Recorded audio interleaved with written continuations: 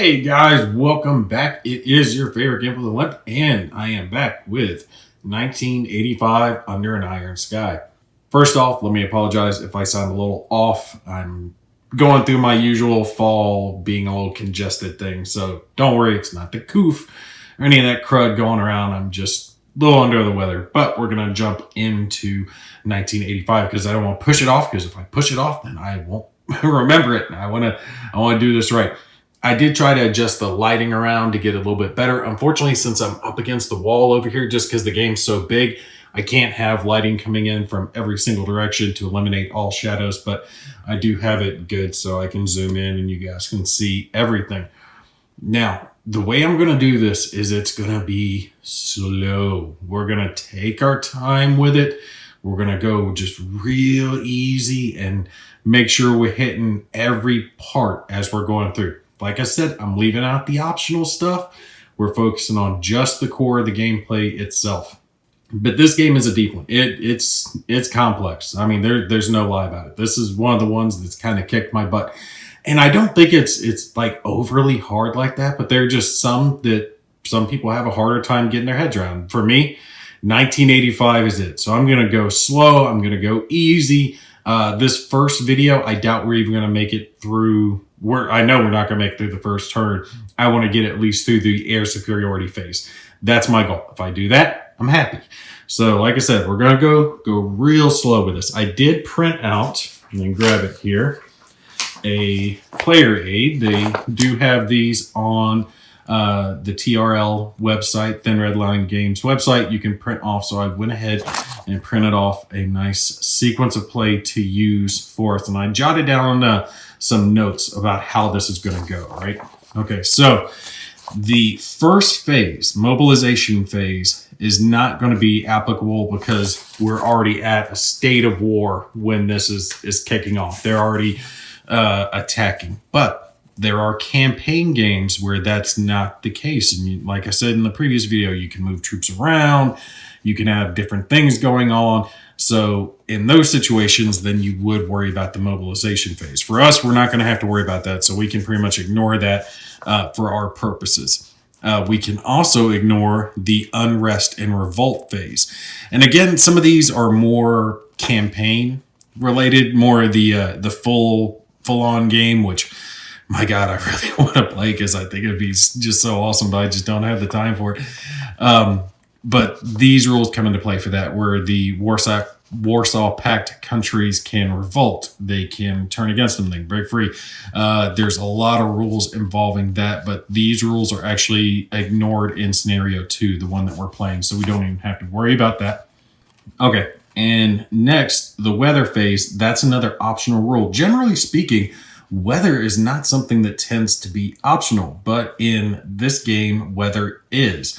And weather can only be good or bad. For our purposes, like I said, I'm ignoring optional rules, focusing on just the core game itself to try to streamline this as much as possible, because I don't want to include everything and then make bunches of mistakes. This way we'll limit the amount of little goofers that I'll have. So we're not going to worry about weather phase. That brings us to the external events phase. So we're gonna touch on this real quick.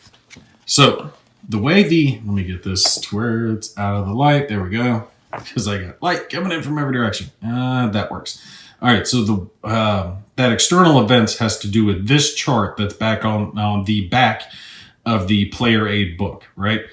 And it has to do with the war turn. So when war starts, if you're playing one of the longer scenarios, war doesn't necessarily start on turn 1. It can start later. So whenever the war starts. For us, war has already started. So we would start right here at the beginning, right? And this has to do with things that are going on the North Sea and the North Atlantic battle chart, the North Atlantic. Basically areas that are not on the map, but would be affecting all this stuff that is going on map. And the short version is you can send resources in that direction, and depending on what choices you make affects what type of modifiers you might see. So looking at the left side here, And this thing's glossy, which is not good when it comes to lights. But you see the war turn 1, right? And there, and then war turn 2, war turn 3. All the different the numbers over here. And this shows what's going on, okay? And who's affected. So the type is like what's going on, or if it's Warsaw Pact or NATO, the Soviet fleet, and this lists down, you know, what type of things are actually happening. And then if there are choices, you see the choice or a roll and the effect. And that's where it shows whether it's going to have a die roll modifier or if it's going to be no effect. We're not going to worry wholeheartedly about this because you can see for the first few of these, not a whole lot is actually going on with it. The first one's in A. And again, this is choices that you could make. So effectively, for the first 3, if we're looking at it, ignoring this green one here, the Soviets, if I pick yes, it's no effect. If I pick NATO on this second one down here, neutral, it allows it to choose later, so don't have to worry about it. And then again, allows it to choose later, the one directly below it. So I could effectively make choices that kind of negates having to worry about this, in the first few turns. And since I don't know how many turns I'm going to get through because I have no idea how long it's going to take me to film this, we're not going to put a huge amount of focus on this, but I am going to make sure and go back over the rules of it, read it a couple more times, make sure there's nothing that I'm missing, tremendously. And if it would have a, fairly significant impact on the game that we're playing here, I'll make sure and address that in the video. But we're not going to spend a huge amount of time on this aspect of it. All right, so looking back at our sequence play, that brings us to 5 and 6, which are optional because those are WMDs. So your chemical weapons, your nuclear weapons, stuff like that. Those are both involved with 5 and 6. And since we're ignoring the optional rules, we don't have to worry about it. So our gameplay is really picking up with number 7, which is the air superiority phase. And that's where we're really going to get cracking in here. All right, like I said, we're going to take this slow. So I'm going to go over it again, just in case you might have missed it from the first one. When I say a mega hex, I am talking about these white outlined hexes here, okay? And you can tell where the center of one is because it has this set of numbers with a slash in the middle, okay? So this would be a mega hex, and this would be a mega hex. All of these white outlined mega hexes are what they're referring to when it's talking about air superiority. So essentially what you're trying to do is you're trying to gain superiority in those areas, and you want it to be a strategic area that's important to you and important to your enemy, whether it's defensive, offensive. Maybe you want to gain the Soviets want to gain air superiority in this mega hex so they could attack the front lines that I have located here. Or maybe they want to gain air superiority over here so they're defensive, and any of my air units that are passing through are going to have negative modifiers. Any strikes that I try to do in those mega hexes would be negatively affected. Helicopters passing through would be negatively affected. So there's ways you can look at it each facet. Now, when you're looking at your scenario booklet, which is rather massive, I'm telling you, we're going slow. We're going to Calendale this shit. We're going to go real delicate. We're going to look at the rule book. We're going to make sure we're doing it all right. And I need to put this somewhere else so I don't knock over my counters, because I already did that and I almost cried. One of my girls came in and went to tug on the tablecloth, and I almost cried if she had knocked that over. Okay, right here, Warsaw Pact assets. We're going to get into some more of this later. We don't need to worry about the artillery or missiles or stuff like that, the nuclear stuff. But air superiority, I should just call those AS markers for short. You see they have 2. And then when we look at NATO here, NATO has 1. So that's what we need to know for this scenario. So we know that NATO has 1 marker they get to use, and the Warsaw Pact has 2. There's a handful of these markers that come with the game. red on one side, blue on the other, to designate who has the superiority in that mega hex.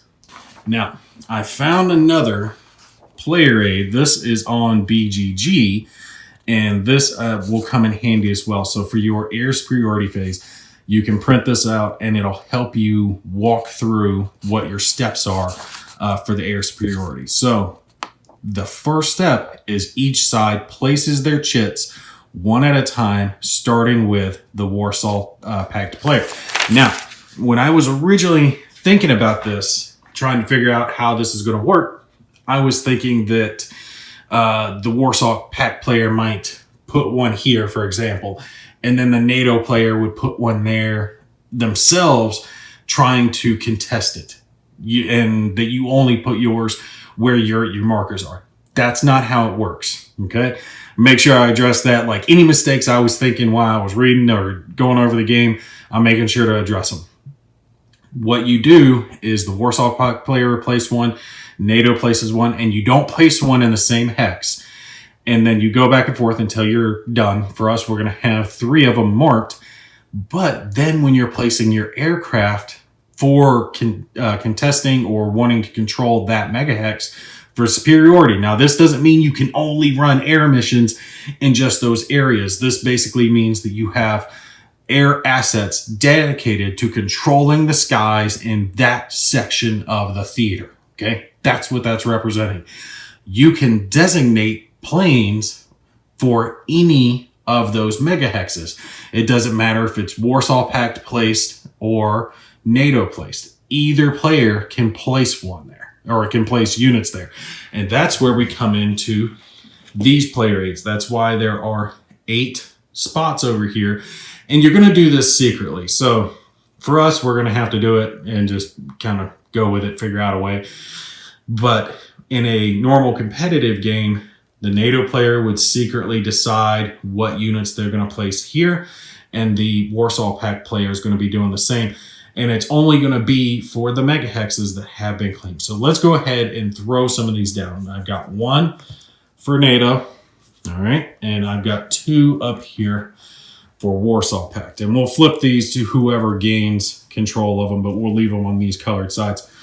Now, looking at them, you can see there are numbers on these that correlate to each one of those boxes. So let's do it this way.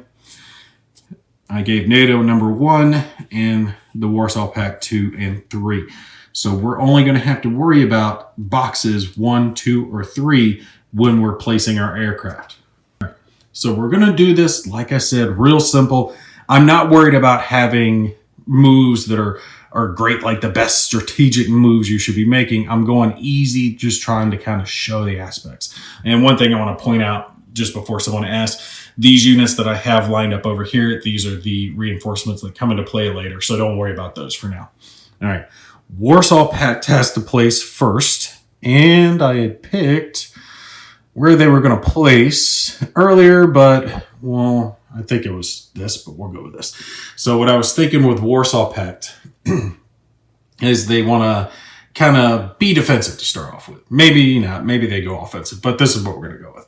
So they want to control this megahex and this megahex because any allied aircraft that come flying in are going to have to go through those megahexes. And if they want to attack anything over here, they're going to have to, be involved in this area. If they want to do aircraft, send some helicopters rather over here to try to attack these forces, they're going to, get stuck in with these megahexes. So we're going to do that. That's our first placement. We'll place it right there to say this megahex is the one that Warsaw Pact's going after. NATO's kind of thinking the same, and I was trying to decide if I was going to go here or here, but I think we're just going to go here for ease. So this is NATO's first, and then for Warsaw Pact. Remember, the game is not full map. We are just within the bounds of these markers. So technically, this entire mega hex is not in the game state, but any hex that is in or partially in, so including half hexes, count. So part of the majority of this mega hex is part of what's going on. So these two are the ones designated by Warsaw Pact. This one is the one designated by NATO. Okay, so after we have placed those markers, the next thing that we're going to do is we're going to assign up to 15 air squadrons and assign any AWACS that we're including. I'm not going to include AWACS on this first one. We're just going to throw some aircraft in there. Remember, people are doing this secretively. So this is where you're going to decide how many, what type, and where you're going to put your aircraft. And you can put them in any one of these. Okay? So Warsaw Pact can place aircraft here, here, here. Same with NATO. Here, here, here. They can put them all over. Warsaw Pact, we're going to go real basic. We're going to pick some of their aircraft from up here. Which ones was I leaning towards? We'll just take this fella right here. And we'll take this little fella right here. All right. So these are coming from the airports. Remember, the numbers are listed down here. It tells you what hex that they're on, and you can find them. Their little symbols are like that. So we're going to take these two aircraft. That is a 8, not a B, right? No, that's a B. I don't want a B. I want, he was up there. I need air to air. Excuse me. Yeah, we'll go with these. And sorry, there is a lot of stuff to keep track of here. I am spread all out over this table for all these player aids. So I'm going to push stuff out of the way. All right. So remember, we've got places 1, 2, and 3. The Warsaw Pact ones are 2 and 3. NATO is 1. So for air control, and normally you would put more than just 1. I'm going to put, I had to check it real quick because I'm trying to make sure I'm doing this right. We're going to put this one in 3, and we're going to put this one right here in 2. All right. So these are the aircraft that Warsaw has designated for these air superiority zones. NATO gets to make the same choices. All right, they get to place aircraft as well. We have the Western German and U.S. aircraft, and not quite as many American aircraft. There's a fair amount of helicopters out on the board, but NATO does not start with near as many aircraft, and aircraft are a big deal when it comes to this game. And I wanted to show a little bit of everything. So let's which one is good? Like this one, because I don't want to risk anything horribly valuable. We'll go with this one for number 1, and we'll put one of these Western German ones in there as conflict. Now, the numbers that you're looking at tells you what type of aircraft, the nation symbol, so the flag there, and then at the bottom, those 3 numbers are its airstrike value, then its evasion in the middle, and then its strike value. So it's like ground strike value there at the end. So air, evasion, ground, way to think about it. And we will put this one in 2. All right. So we've each put out 2 aircraft into 2 different boxes competing for air superiority. Remember, you can put any amount up to 15 in your little air groups, all in whatever ones are out on the board. All right. So we're actually going to get some of our first little bits of combat to go on in this game. All right, so I'm going to grab my little sheet here. We have assigned it, and now we are at the air superiority combat sequence. Now this has to do, we're going to start with the flak fire phase, and that is in any aircraft that are placed in areas that have enemy flak, SAMs, mobile air defense, stuff like that, or embedded air defense. So looking here, if we zoom in here, this mechanized unit, that B in the center is embedded air defense. All right, so that's its rating is a B. This is a SAM site with a C rating, all right? And its range is the 2 next to it. So we see here's a SAM site and this. Now, flak will be used if it's in the megahex. Doesn't have to be in range. It's not like you're counting range to this center hex or anything like that. If there is flak involved in the mega hex, they get to fire. Now, these other ones are actually below. The one where the Western German aircraft is in, the only SAM site is actually here. So it's got a C rating. So we are going to have to worry about that. So the aircraft first has to survive the SAM attack against it.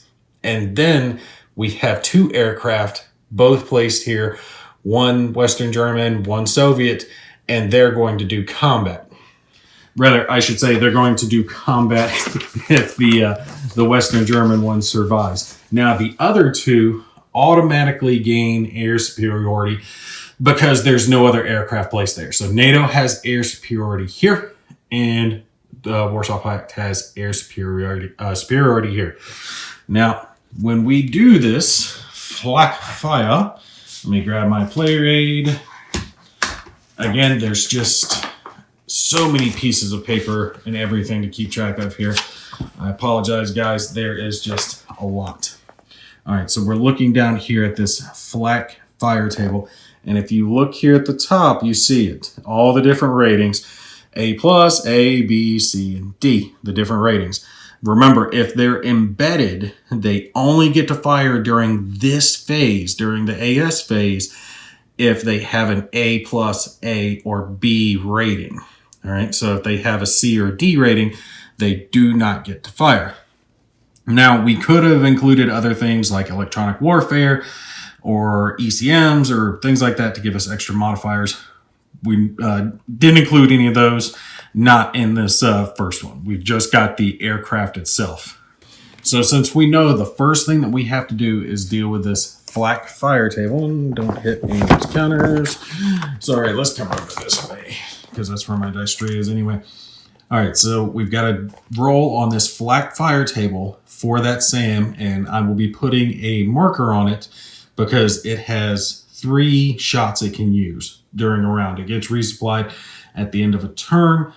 There are more in-depth ammo rules that you can get into. We're going with just the basic ones, so we just have to put 1 ammo counter on it. Up to 3, it becomes depleted.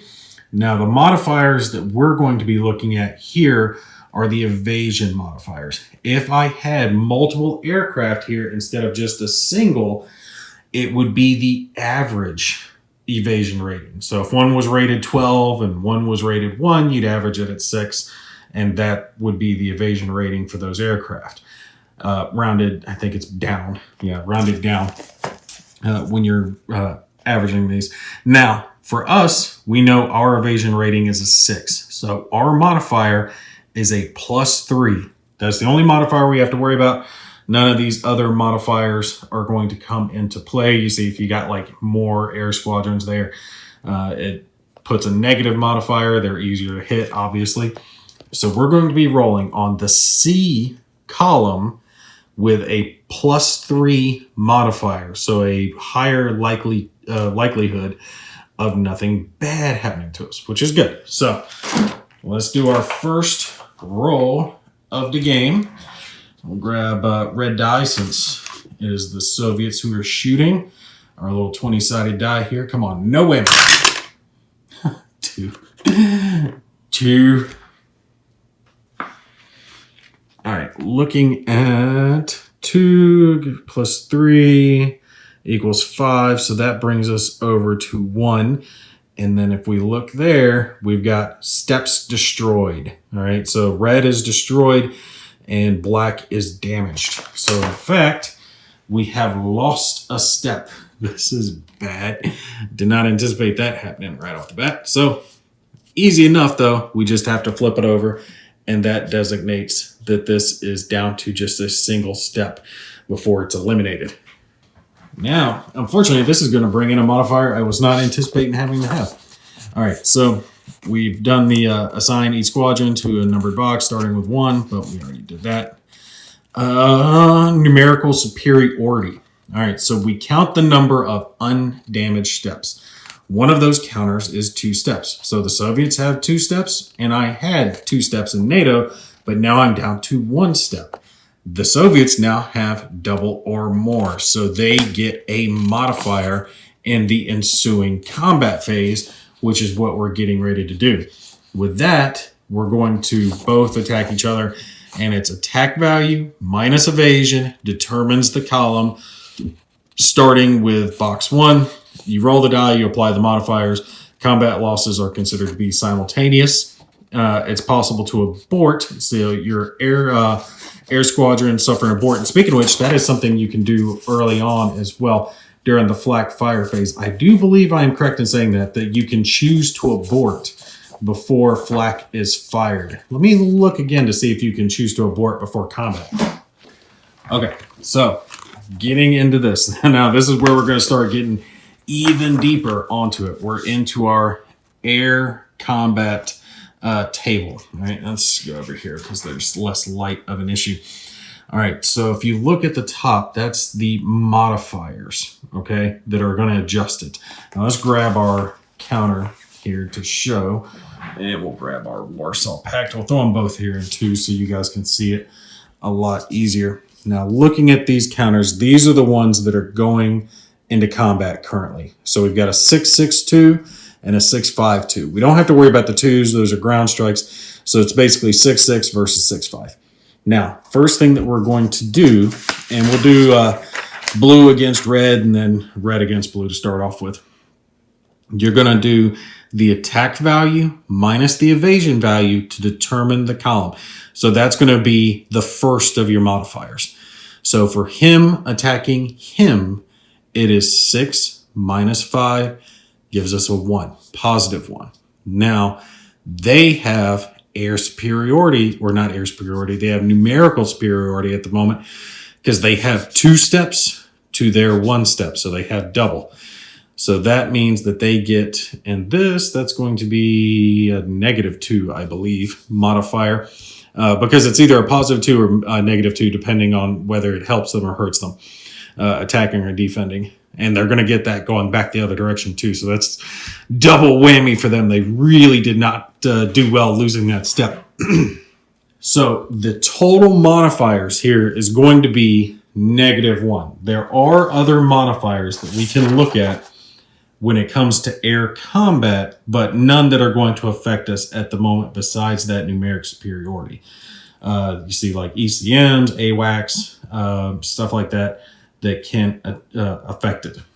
Down here, it shows, again, the results. Over here, the pilot rating, that comes into it when we have like intercept and escort missions going on later, not just air superiority. We're going to touch on that when we have some different air-to-air combat going on. So our total here is -1 when they're attacking. Here. So we're going to be rolling on this column, and that tells us what the result is when we roll our die. And you can see it's either step loss or step destroyed, step damaged, abort, just depending. So they need to roll at least an 11 just to get an abort result. So let's roll blue die for them. See what we're going to get. 3. Nothing. Yeah. See here. Bammo. Nothing. They are going to have a much better chance because I do believe theirs is going to be like a 1. So again, we're going to reverse this for their attack back. Okay. So they have the 6 minus 6, which equals 0. All right. But they get the +2 because of the numeric superiority. That brings them over to this column. So then we roll and see what they get. They got a 3, which I believe is nothing, and boom, nothing. So that, unfortunately, means combat goes on. So when you are in this phase, if both players still have air squadrons in a current air superiority area, resolve another round of combat starting with the assignment phase, and then if you only have one, that player wins it. So we are going to have to keep going back and forth on combat on this until only one side is the winner. All right, so let's just run it again one more time on camera, and then if nothing's finished off, I'll just finish it off camera. We know with Germany attacking the Soviets, they're on the -1 column, and the Soviets are on the +2 column. So Germany, what are they going to get? 1, which is nothing. Good grief. Soviets, what are they going to get? A 2, which is nothing. Another round of combat. Let's run it real quick. One more. Come on. Take them out. Give them an abort, and that will take care of it. Just get that abort in there, baby. 20. That is good. Oh, they just crushed them. They just crushed them with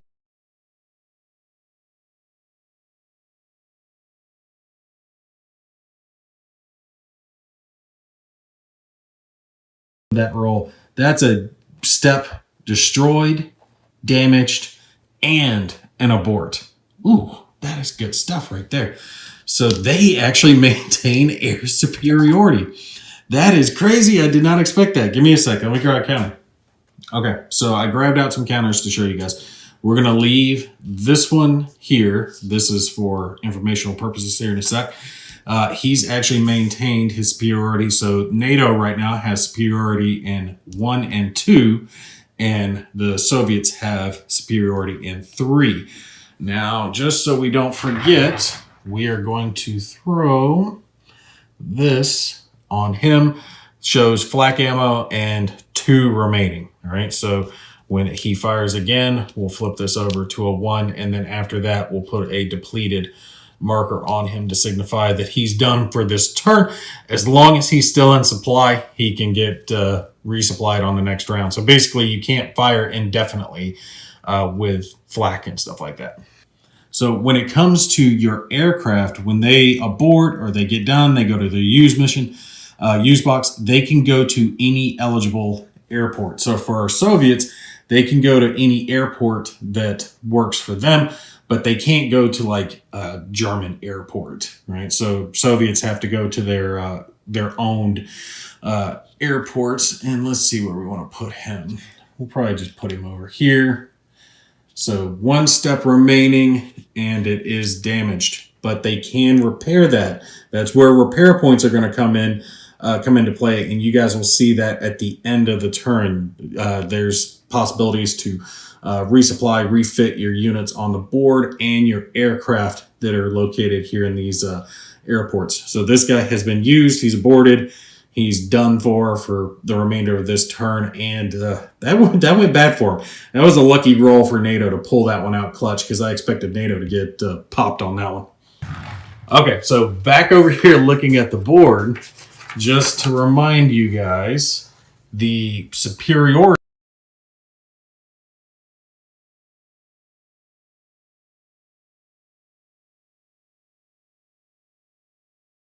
air superiority, NATO has it here, okay? And the Soviets, Warsaw Pact, has it here. So they ended up losing out in this location where they had originally placed, which actually works for NATO. They have a good control here. And those aircraft aren't done for the turn. They can get stuck in later during air missions. They can attack, later on. They're not just used for modifiers. But this is what I'm talking about when it comes to this game is in depth, because if we look at our player aid, and let me pan around so the light's good again, we are just now done with the air superiority phase. We're at the nuclear strike phase, which again for us is going to be optional. So when we pick into the next turn or the next video, we're going to be at the Warsaw Pact action phase, and that's going to be where we actually get into land movement, moving guys, doing attacks, all that good stuff starts happening then. And then NATO does theirs, and then the end of turn. So like I said, guys, we're going to go real slow with this. We're going to move our units. We're going to do all that good stuff when you're doing your action phase over here, right? Moving your ground units. That's when you have the opportunity to do your strike missions. So that's when you can grab aircraft over here from your player aids and send them out to do whatever, or grab your helicopters. And your helicopters and other units can do transport missions. This game is deep. I can't even remember all the options that you have available to you. It's not just a simple, ooh, this is a mobile unit. This is mechanized. I'm going to move this mechanized here. there are so many other options that you have available to you while you're playing this game. And you have to worry about multiple aspects of what your enemy is doing, because if you move in a certain place, then you have to attack if you move into an enemy zone of control, but you have to attack everyone who has a zone of control over that hex. So just as an example, if one of these Soviet units moved here, that wouldn't be an easy move since it's cross rocks and rivers and stuff like that. But let's just say they moved here. Both of these units are exerting a zone of control over that. So they would have to attack both, right? So there's a lot of little nuance when it comes to this game. And if you choose to move a unit and then do a ground strike, well, then your opponent can send intercept mission after them, trying to take out your ground strike. And then you can choose to send escort fighters to protect your ground strike. There's a lot of back and forth. This is not a game where you're going to play it and zone the hell out during your turn while your opponent just does their thing, rolls their dice, and then you pick up when they're done. You have to stay stuck in, focused on what's going on while your opponent's playing their turn, because you do have options of what you're going to do during that time. But like I said, I know it's slow. I know it's definitely a lot slower than I normally cover this stuff, but I'm trying to do it to the best of my ability, because I believe this game is worth taking my time with. This one is definitely one of those gems that you want to enjoy. Take the lady out to dinner first. Line her up a little bit. Don't just try to pound through it. All right, but you guys take and feel free to put any of your questions, comments down below. I will definitely try to address them in the upcoming videos. If you have anything that you would like to see, or you got a nagging question at the back of your mind, feel free to put it down below. I will do my best to answer it. If I don't know, I know the designer is paying attention to these videos as well, so he might see your question too and be able to help you guys out. All right, but that's going to be it for this one. You guys take care. I will see you in the next one.